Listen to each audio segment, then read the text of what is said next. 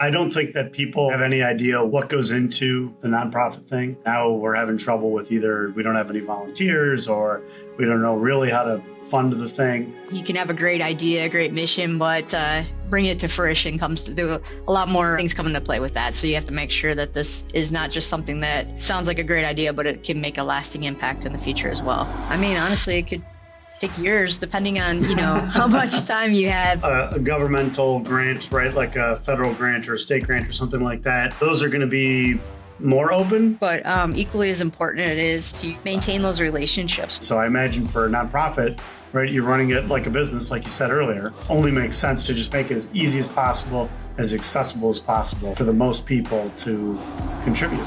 Yeah, exactly. And convenience is everything.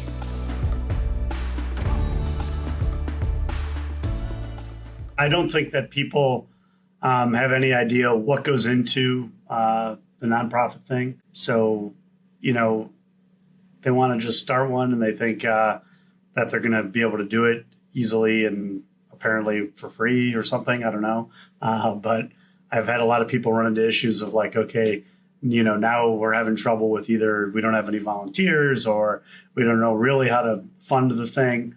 So those sorts of things always seem to become issues. Yeah, definitely. A lot of it is passion for a particular mission, but then it's you realize you have to also match it with the planning aspect of it. And a lot of people aren't familiar with how much planning really goes into that. So I think the passion is super important, but it's not sufficient, I suppose, in itself. So I won't say his last name, but Rob, whom used to say, I was out with him and Dan one time from the chamber, and I can't remember what we were out doing, just hanging out at stables. And he said, look, if you really want to start a nonprofit, you first got to know how to get people together on a consistent basis, for like a period of time. Right. And then you might be ready to start a nonprofit. But just to kind of have a great idea, probably not enough.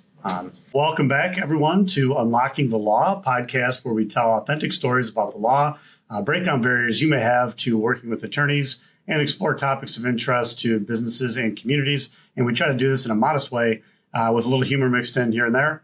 The podcast is brought to you by the law firm of Foster & Grisco, and I am your host, Brandon Grisco. I'm joined today by Veronica Cruz, old friend of mine, known her for a real long time. Formerly worked in community relations type role with a manufacturing outfit here in town. And now she's fully in the nonprofit sector. V, why don't you introduce yourself and tell everybody what you do? Sure. Hello, everyone. I'm Veronica Cruz. I am Executive Director for Gigi's Playhouse in Southfield, which focuses on providing all free services for individuals with Down syndrome. Additionally, I sit as the president of Breaking Barriers for Kids and Families, which is primarily in Wayne and Oakland County. And we incorporate our job training for cognitively impaired within our food pantries and greenhouse initiatives as well. Awesome. So the Gigi's Playhouse, that's primarily Down syndrome, I think. Did you say?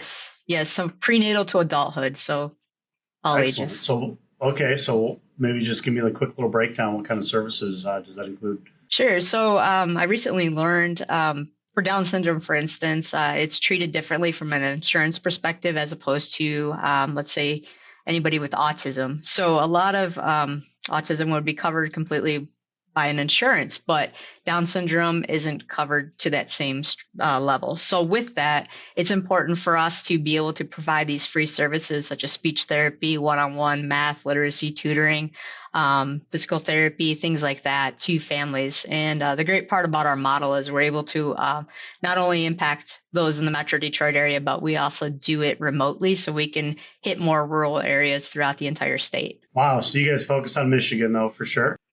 Yes, so we do have a national model. So there's actually 63 locations across the country. Nice. Okay. Awesome. Well, it sounds like you guys are doing a lot of good work, and there's maybe some parallels there where we'd have to maybe have you back to talk about like special needs planning and trust and estate things and stuff like that. But today we are here to talk about nonprofits. You guys may have heard some of our conversation before we went live here. Started recording, but nonprofits are a great thing. Obviously, they benefit the community. for public purpose, all that. Even if you donate to them, you can potentially get tax deductions and things of that nature. A lot of times it turns into a big passion project for people. I know, especially within the Down syndrome community and other similar types of disabilities, you have parents that really throw themselves into these causes because they care so deeply about the cause because of challenges that they've had with their children and things like that. But it is a little more challenging than just having a really great idea and having a lot of passion. So there is a lot that goes into starting up a nonprofit and running a nonprofit and sort of all the back end things that kind of have to go into that. So I'm really grateful that V is here with us today to talk a little bit about her experience in that regard. I know the answer to this question already, but the audience doesn't necessarily know. So have you ever been involved in sort of starting up a nonprofit? And if so, can you talk about what that experience was like from sort of the boots on the ground perspective? I have been involved in as far as like from the base point, understanding that you can have a great idea, a great mission, but bring it to fruition comes to do a lot more things come into play with that. So you have to do board of governance, you have to do board of directors, and then bylaws, things like that you don't necessarily think of. You just think about that mission and how can I give back to the community any way possible. So a lot of that comes down to normally you have friends, things like that you might have in common interest in trying to give back to whatever capacity. However, it's really important to not just have a friendship level with that, but also have different strengths within the board of directors. So whether it's marketing, legal, just finance, things like that, those are all important things. You really want to make sure you have a well-rounded board of directors to make sure that this is not just something that sounds like a great idea, but it can make a lasting impact in the future as well beyond even as a founder. Yeah, for sure. No, I've been involved in starting up nonprofits myself, both on the legal end of things as legal counsel for the nonprofit, some of which you've been involved in with me.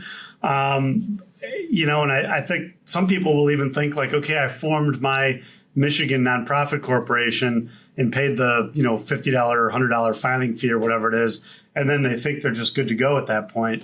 It's like, well, wait a minute, there's sort of all sorts of different things that you have to do before you can get out there, really even hold yourself out as a nonprofit. So just like as an example, you want to get like an EIN and then file with the IRS for recognition of tax exempt status. These sorts of things are all just a little bit more complicated, a little bit more involved than kind of what the average person might think, just kind of coming off the street and deciding they have a passion project that they want to turn into a nonprofit. Correct. And then there's also things like Robert's Rules of Order, things like that people aren't familiar with. So it's just important to really, like you said, to educate yourself on all the other facets that come with it. I've actually been involved with also closing down some nonprofits. So one in particular recently we ended up not doing the work for them, but I helped start it up. And now they're at the phase of wanting to wind it down after a few years. And it really was, they didn't have, I think, clear vision. They had one particular project in mind. And then I think once that was accomplished, they didn't really know kind of where to go from there. So maybe that's a good place to talk quickly. And I'm going to probably bounce around a little bit, but maybe you could talk quickly about sort of, visioning for the nonprofit and where that needs to start and kind of like how far out to plan for. Yeah, so it is important. There's different structures. The nonprofits that I've been a part of in the past were all volunteer based. So with that, how do you be sustainable? How do you diversify your funding? Things like that. So you can make sure that you're being intentional and purposeful on who you give to and things like that and partner with. So it's important really to get engaged, with your chambers, with the community, things like that. So you can really start building a true story for yourself, creating those corporate partnerships and things like that to give you those legs so you can, continue to sustain as you develop and grow throughout the process. Yeah, and when you spoke about board governance earlier and the different experiences that people might bring to the table, it really not just the finance and the accounting and the legal and stuff like that, but just even somebody that has nonprofit experience, right? So that maybe they're an old hat at it and they're not going to be surprised when, you run into difficulty getting volunteers to show up at your event, to man the booth or whatever the case may be. Agreed. And a lot of it's the relationships, right? With nonprofits, if you have somebody who has that experience, they may have those relationships with your local city, police, fire, other nonprofits to help support them and really get a good understanding or have a resource to turn to in the event that if you have questions or, like you said, volunteers don't show up, something like that, you kind of have a plan B in place. Yeah, and it can be really important to get the community buy-in. I think that's going to come into play a little bit later when we talk about we're going to talk about volunteers and funding opportunities, raffles in particular, and things like that. So you have been involved in sort of the kind of volunteer model of nonprofit, which when I say that, what I mean for folks listening is that many times nonprofits will be your board of directors serve as officers, a lot of them. So your directors that vote on sort of high level policy decisions. They might also be your president, vice president, treasurer, secretary role. And then they might also be your sort of primary kind of volunteer staff. So when I talk about all volunteer nonprofits, I mean, those with no paid staff. And V, maybe you could touch on what challenges you might face within that kind of framework. So for Breaking Barriers, we're 100% volunteer based, and for GG's, we operate on 99% volunteer based. So volunteers are essential to our mission in both of those organizations. The big thing is just really having a good structure in place and communicating. So treating your volunteers as fellow business professionals. So also learning to maximize their strengths, right? So a big thing is being efficient with your direction. So that's why it's so important to have that diversification of abilities on your board. And then also have people who are able to lead. So if you end up creating subcommittees, things like that within your organization, it gives you additional opportunity to have different leaders in different roles. So not everything sits on the president or the vice president of the organization. Again, I think it helps with that sustainability piece in the future as well. Yeah, so many times I feel I think you talked about diversification, but so many times you just have like one or two people that seem to do everything. And, I've kind of been guilty of this myself in that, I'm on a couple nonprofit boards. I'm blessed with an overabundance of free time, right? I've got, I got the firm here, some other things that I do, 4 kids at home and things like that. I know other people are in that same kind of position. So spare time can be limited. So how do you maximize, the board member commitment, the volunteer commitment, and then the one or two people that seem to always be doing everything and have them not get burnt out, right? Right. Yeah. And that's why it's important too to set things in place like term limits and things like that for your board. I think that's an important piece. And also just, potentially like setting things in the bylaws where, if you're going to be a part of this board of directors, then, you have X amount of meetings you have to attend a year, things like that. That way you're really getting people who are bought into the mission and are there for the right reasons. Yeah, that is actually a good point. On the legal end, I could jump in there and say that you could even theoretically say that, okay, well, in order to be a director, you also have to, not only attend so many meetings, but you have to volunteer so many hours of time in order to, remain in good standing sort of as a voting director on the board. I suppose you don't want to feel like you have a gun to everyone's head, right, to kind of force the issue. But it is a way that you could make sure that people, before they come onto the board, are serious about supporting the organization and its mission. Sure, exactly. And life happens. Of course, there's those times where you might understand somebody's going through a particular situation, but overall, you really want that engagement piece. Yeah, big time. So to kind of switch gears a little bit. So now you're with Gigi's. You said you guys are 99% volunteer. I assume they do pay you. So yeah. What's it like on the other end of that now, being sort of the paid full-time staffer, not just a staffer, but the top level, the executive director? How does that dynamic change? Well, it's really just realizing, though, even though it's a nonprofit, you still want to run it like a business. So just really having a good, solid foundation internally. So when you do bring in external donors, volunteers, things like that, you have a good process in place internally.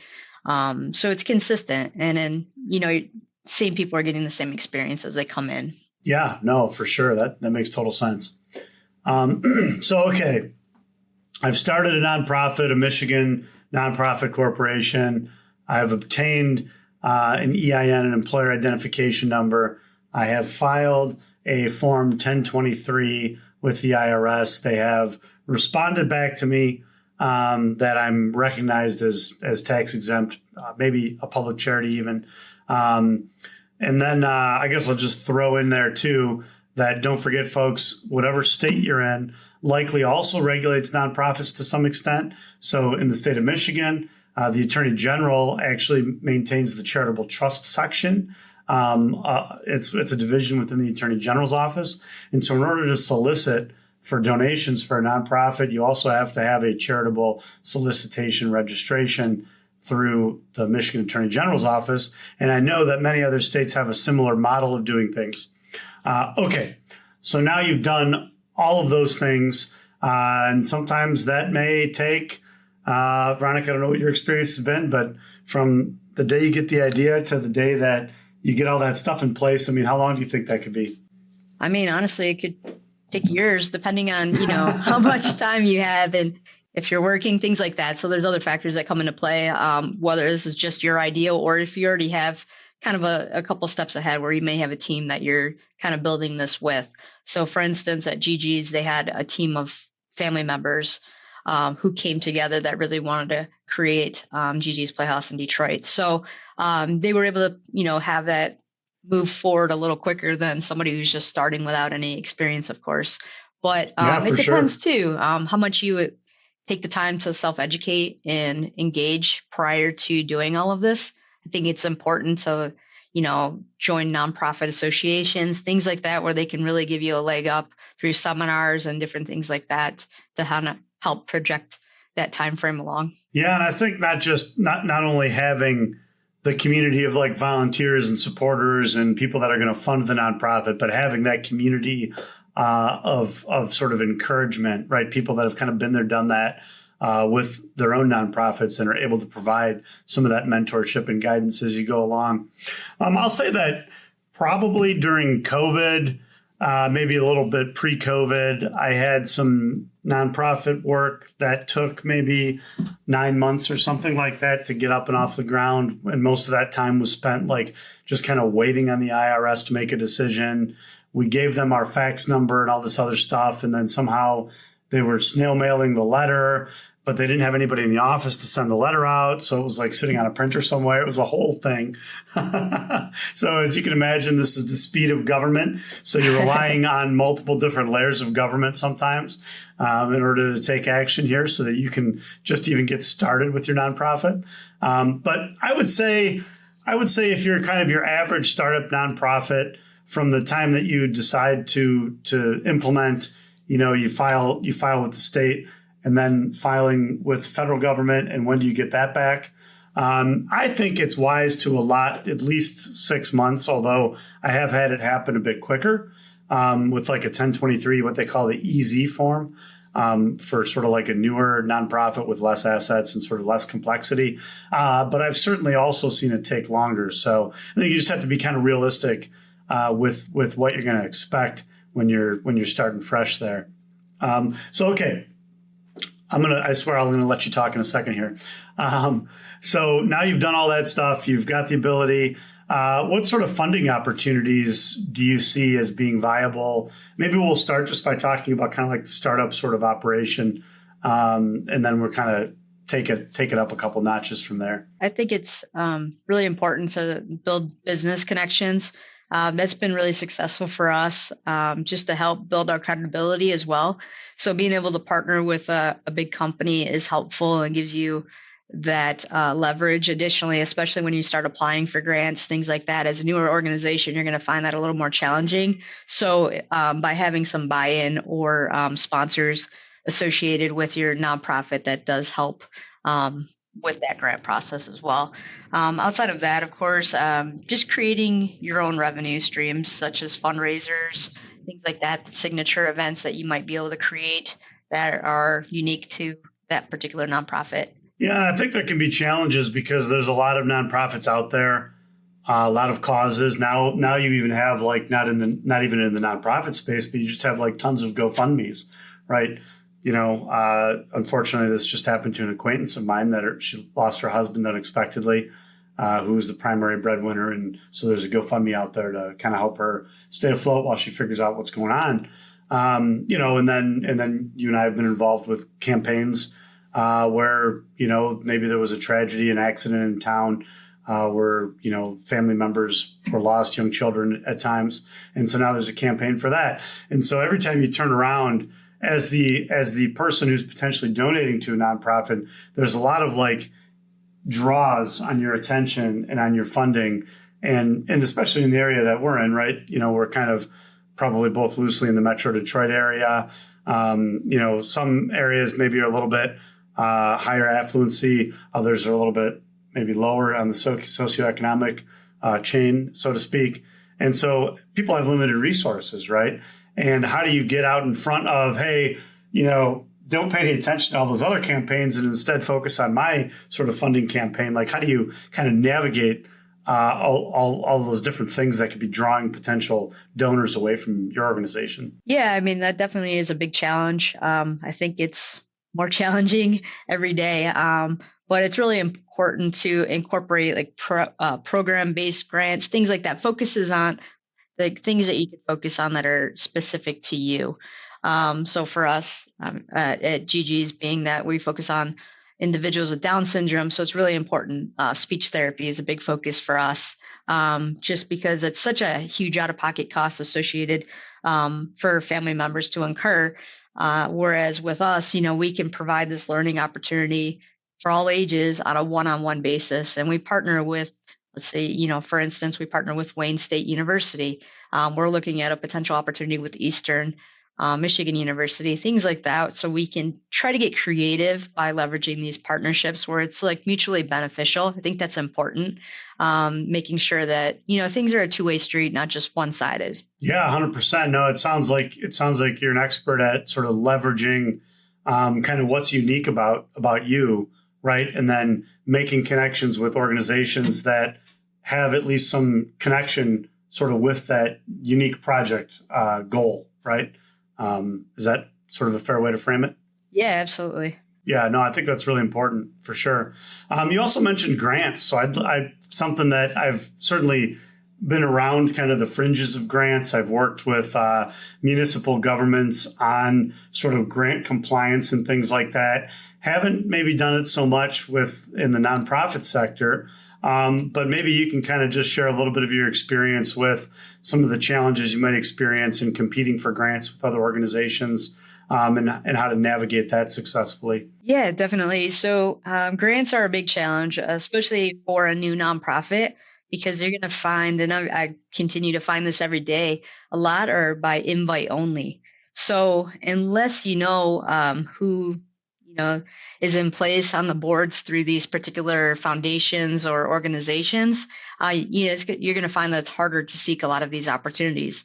So therefore, the ones that may be open have a lot more applicants. So you're definitely going to find that you're going to be competing against a lot of other nonprofits. So with that, it's really important to have your analytics, your data in place so you can properly position yourself and set yourself apart from some of these other nonprofits. Obviously, like a governmental grant, right? Like a federal grant or a state grant or something like that. Those are going to be more open, maybe I would presume in some cases at least, for people to apply sort of generally. Sure, they are, but equally as important it is to, with your representatives, maintain those relationships, because often they know about other opportunities that may be coming up, or maybe they can tell you about some particular insight that's going to be conversation behind the walls that you might not be privy to otherwise. Yeah. Well, you also have, and I know that this is the case oftentimes for like grants from the state to municipalities, right? So I'm just going to use Livonia because that's where I live. I'm not saying that this happened in Livonia, but, they'll say we're going to give a grant to a community in a county that has over 1 million residents in the county, to a city in the county with, between 95 and 100,000 residents. And so basically what they'll sometimes do, the legislature that is they'll put parameters around the grant such that there really is only one community that qualifies. And so I don't know if they also do that as far as like state grants go in the nonprofit space. But that is a common thing that happens, is that you think like, oh, there's all this grant money available, but really without naming the community or the organization, it may just be the case that they've just crafted it in such a way, maybe due to lobbying or something like that, that there really is only potentially one sort of qualifying applicant, so to speak. Sure. I've also found some nonprofits relied so much on government funding that they didn't have that diversification. So when those changes or the funding went away, then they really found themselves like struggling to make ends meet and not have that, by not having that diversification in place prior to that. I mean, you can speak to this if you want to, but I think that technology is going to play an even bigger role, and I'm sure it's already playing a big role, but just the ability to, do things that would seem obvious, right? Like having the vendor relationships in place to be able to take payments online, to be able to set people up for recurring monthly payments, because they may be potentially more likely to do small monthly donations over time versus the one or two big donations that you might want. And that kind of is good for things like cash flow and stuff like that. I don't know. Have you seen anything in that regard? Yeah, that's one of our big emphasis is trying to work on the monthly donors. It's a critical piece because it gives you that continued funding, like you said, year round. So you're not just relying on, year-end appeals and things like that to gain your funding. So I think that is equally as important. One other thing you had mentioned with grants, I just wanted to mention too, a lot of cities offer they have community foundations, which are a really good way for you to leverage those opportunities locally based on where you live. Yeah, that's a good point. And so full disclosure to everybody watching, I am the chairman of the Livonia Westland Chamber of Commerce this year. So I am going to kind of shout out chambers in general. But, so there's a little bit of self-interest there perhaps.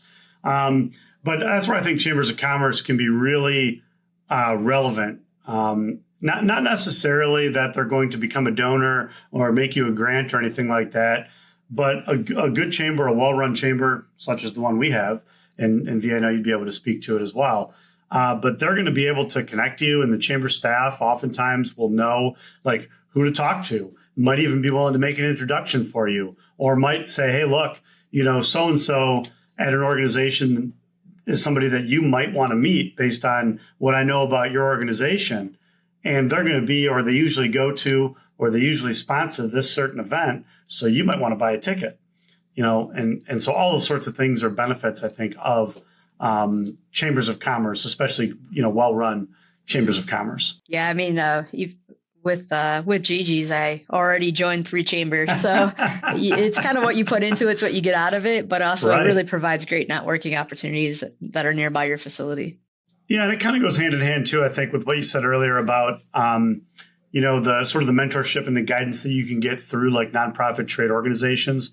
But that's another thing to maybe take advantage of is, you might meet sort of a partner organization at one of these nonprofit events, like a trade organization event, and they might not be directly competing with you, right? And so therefore, there might be some synergies that you can explore without competing with one another. Agreed. I have on here that we're going to talk about raffles because I think at least in a couple of the organizations I've been a part of, raffles have been sort of a big part of the funding mechanism. So I'll just let you kind of run with it wherever you want to go.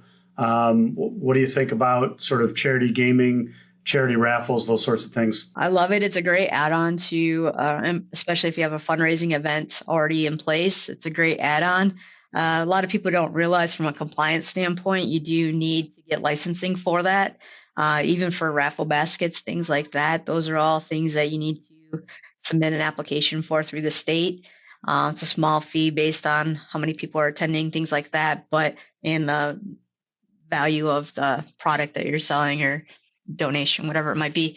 But things like that are important. I mean, we've been able to typically add up to $10,000 plus just by adding these extra pieces in place. They also offer different seminars and things like that where you can learn to get creative with some of these opportunities through the Michigan Gambling Association. Yeah, no, that's a great resource, I'm sure. And I've actually had instances where I had to call up there, either to well, I can't remember the name of the exact organization, but I've had to call up there and talk with somebody about charity gaming, and they've actually been fairly responsive and helpful, which is not necessarily always the case when you're dealing with sort of bureaucrats and trying to navigate those processes. So I have found them to be quite helpful. One thing I'll say for our viewers, anybody that may be interested in doing charity raffles and stuff like that, just like we talked about earlier, all this stuff takes time. So if you've got an event coming up like next month and you're just getting started on your application, like it's probably too late already. Just as a quick example, certain types of nonprofits, in order to get a charity license, they have to go to their local community and get a resolution from the community, like the township board or the city council, that recognizes them as a nonprofit in the community. And so now you're dealing with two layers of bureaucracy, right? You got the state application you're worried about, and then you also have maybe the city or the township process to go through. And V, I don't know if you have any experience you want to share with that, with your many sort of raffles that you've done for charities. Yeah, you definitely bring up a good point. I remember that now, thinking back to when I first did this. It took about 2 or 3 months for that first raffle license to be able to be processed fully because, you have to be recognized as a reputable nonprofit throughout your city. And those board meetings don't always happen, every week. They might happen every month or two. So with that, you also have to be brought into their agenda. So you're not sure exactly when they might have availability to have you come in the next meeting, or it could potentially be even the following meeting. So it's important that at first time in particular to really plan. Once you do have a license number in the system, it's a lot easier going forward. I would say it's only a matter of a month, but still, even a month is pretty reasonable. So there are things that can be done. So for example, partnering with a different nonprofit. We had to do that, you and I, on another organization that we were on the board of together, where it was like, okay, we're brand new. And so the state didn't want to, or wouldn't, I suppose, grant a charity gaming type license or raffle license because you're so new, you don't have any banking history, right? And so they want to see X number of months or a year or something like that of bank statements to show sort of the inflows and the outflows, so that they can kind of ascertain, what's going on here. Is it truly nonprofit? Is it charitable? Those sorts of things. And so it was like, okay, well, we don't have any banking history. We're literally brand new, and we're trying to get a raffle license for like the next 45 days or something like that. And so there was an interesting opportunity to have a cooperative kind of nonprofit step in and say, okay, well, we'll hold the license and we're going to have sort of like an MOU, if you will, or a memorandum of understanding about how the flow of funds is going to go. And so those sorts of things need to be carefully navigated, but it is possible to work around some of that stuff. Yeah, it is important to, again, have those relationships in place, and being able to support one another is important. So if any opportunity you have to be able to learn and grow and support one another when it comes from a nonprofit sector, it's so important. Yeah, we've all been to like, grade school, middle school, high school sporting events, right? Where they're doing 50-50 drawings in the third quarter or whatever. And after having been involved on the legal side and the nonprofit side of these things, I'm always wondering, I wonder if they have a raffle license, If you don't see it, I'm going to say no. And even just like silly things, like I think, V, you had to make yourself a name tag, right? Where you were like the raffle master or something like that. Yeah. And you had to wear that around and display the license and things. So, yeah. And it's important too to note that, raffles are fun and all, but it's not just once it's done, it's done. You also have to report back your financials after the fact. And then you also have to retain the raffle sales, things like that for, I believe it's 3 years. You have to have that on file in the event that you get audited, things like that. So you just really want to make sure you take it seriously. I think definitely. And then something that I think probably nobody's thinking about because they're kind of high on the raffle vibes or whatever, and seeing how much money's coming in and how excited people are getting about the raffle and stuff like that. There are tax implications. Like, you're a nonprofit, and assuming you're tax exempt, you're not paying income tax on that. But there's reporting requirements sometimes depending on the value of the prize. And so the person who wins the prize may very well have a tax consequence. And how to report that and sort of navigate those issues, is something that people don't tend to think very much about until, after the fact. They talk to somebody like me and I'm a buzzkill, So what, if you had to kind of narrow it down and you've got somebody, maybe they're talking to you, I'm sure you get a lot of calls and emails about this because you're so well known in the community, for community relations and for nonprofit and charitable work. What advice would you have, or what would you say to somebody that came to you, asking about different options with their sort of charitable goals? Yeah, really just ask for support. Like you said, I have helped numerous people who just wanted to pick my brain, whether they were referred to me. I may not even know them, and that's okay, because at the end of the day, I just want to help people. So there's going to be a lot of people that you're going to find that really just want to help you grow, and the more nonprofits that are out there, the more good we can do in the community. So things I would recommend, though, is really, like I said, tap into those chamber resources. A lot of them actually even have nonprofit boards associated within the chambers that allow you to really kind of build that network in a quick way. Additionally, you'll find these boards often have seminars in different things like that you could watch. There's a lot of good information online too. Michigan Nonprofit Association and some other organizations like that. I would recommend going to their websites and just kind of, self-teaching and learning, and then reaching out to another nonprofit, shadowing, asking them if you don't mind if, pick their brain for a day and just kind of shadow the work that they do. I haven't heard a no yet, honestly. Like, it's a really tight-knit community, and everybody is super supportive of one another and truly wants to see each other thrive. And I'm sure everybody is open to and wanting to help each other out. I don't know if you've ever run into these things, but I'll mention a couple quick things.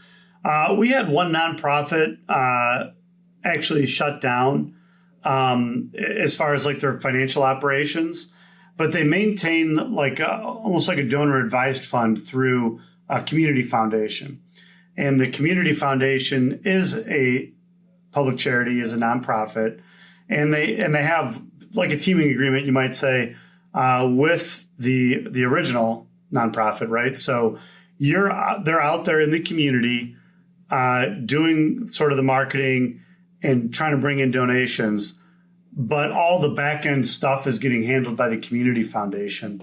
And it's still there's mission alignment there because you're advising on what they do with the money. Yes, and also that provides additional opportunities for some nonprofits that may not be familiar with legacy donors and things like that.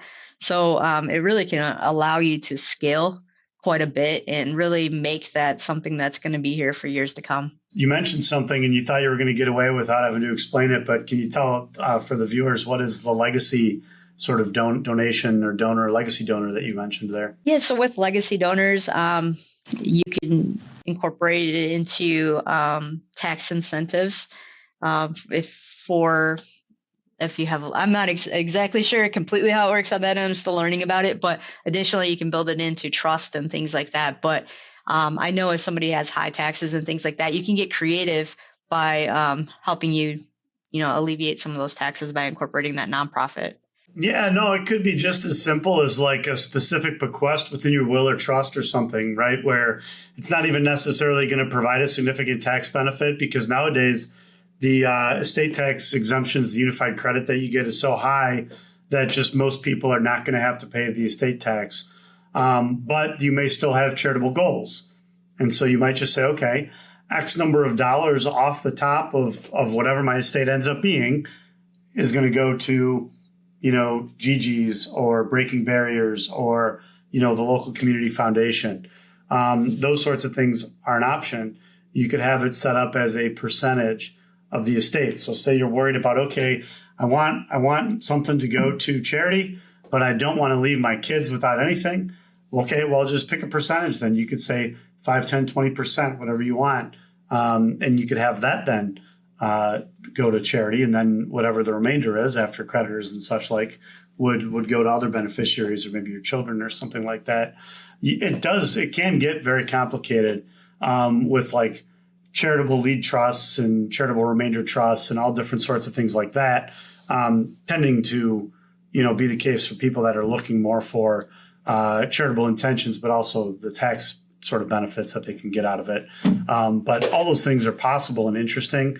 And I'm sure that for anybody watching that's interested in learning more about that, your local nonprofit of your favorite cause would be more than happy to kind of talk with you about different options that you have there. Yeah, absolutely. I mean, you can even get creative with stocks, things like that. There's a lot of opportunities. It's just a matter of what works best for the particular family or individual. Yeah. So does Gigi's have an account set up that can receive like stocks and stuff like that?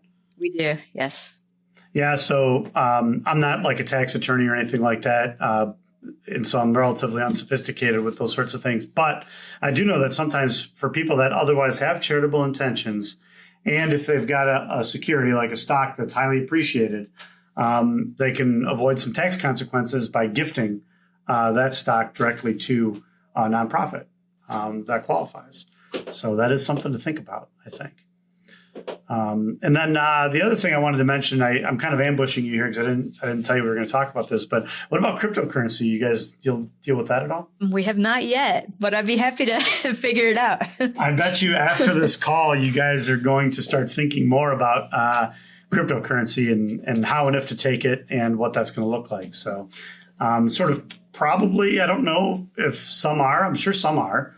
I don't know. Do you know of any nonprofits or community foundations that are taking crypto donations? I do not offhand, but I do know, we're trying to get creative and try to do, Apple Pay and Venmo and different donation platforms. So they often, many of these offer a nonprofit arm to it. So it's a little bit separate than if it was like a business. So it's a little bit lower fees associated with it, which is nice. Even through PayPal, PayPal giving, things like that. So definitely diversify those opportunities as well. So you're not just pigeonholing or limiting who can donate based on, what their setup is. Some people might use Apple Pay, some might have an Android, whatever it might be, that kind of thing. Yeah, just like from a business perspective, within the last few years, just here at the firm, we implemented online payments. And I mean, just from the perspective of convenience, I don't have like metrics on it or anything, but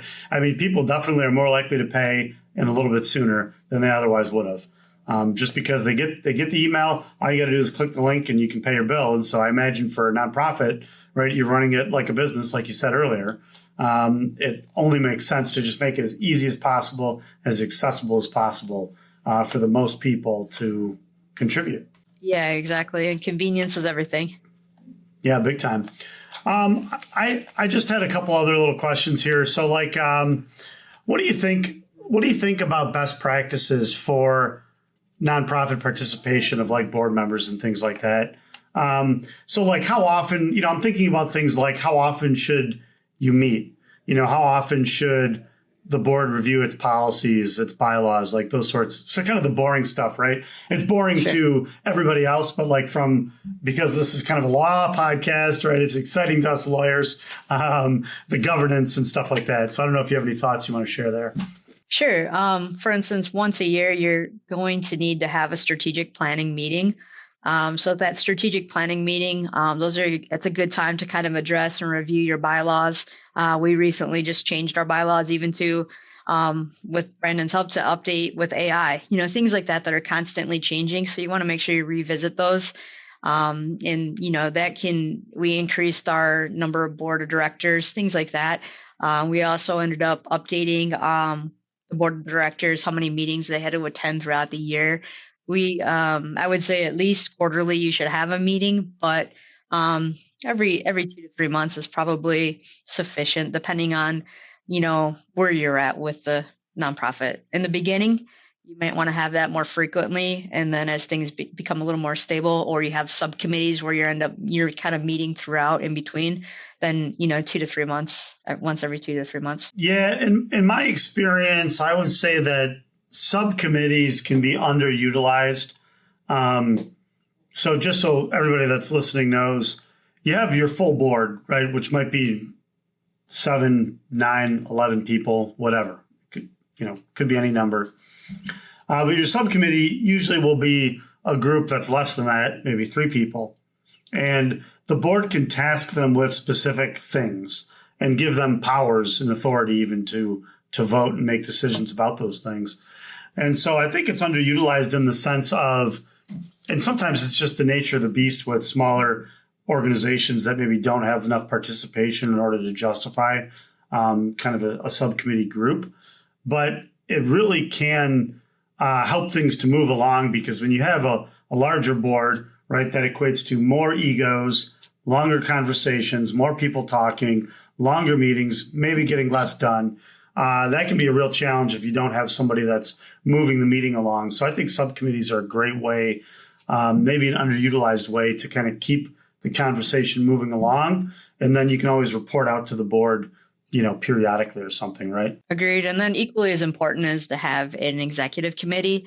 So your president, your vice president, treasurer, secretary.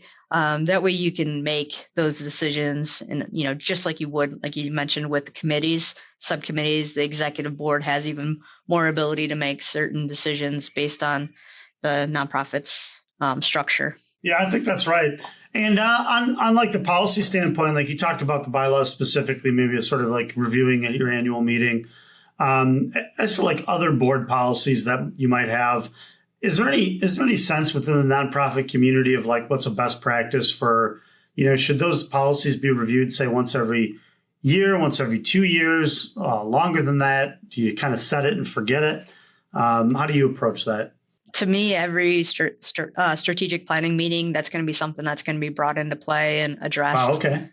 And prior to that, typically I would send out the bylaws to the team and just kind of do some research on my own end, just for our best practices, and kind of see, what's changing what's changed over the last year in the nonprofit sector, or what's upcoming changes that could be taking place, just so you have those ideas on your radar and you can navigate accordingly. I think that's a great practice. I think a year is, because that year comes up quicker than you think. And depending on how many policies you might have, it could be sort of a lot to do. But it's not unreasonable by any stretch.